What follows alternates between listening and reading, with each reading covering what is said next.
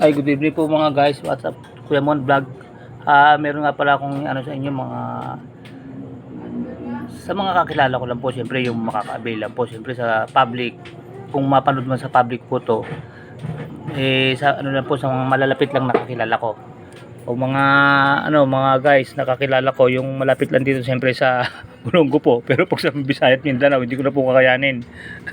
Ito po ngayon mag holiday season, baka gusto nyo man ng order ay binibenta po ng asawa ko. 2 weeks to pay naman po to. Magkano to ma? 180. Michael's peanut butter. Kung sino lang po ang may gusto, sabihin nyo lang po sa akin, dadalhin ko kayo.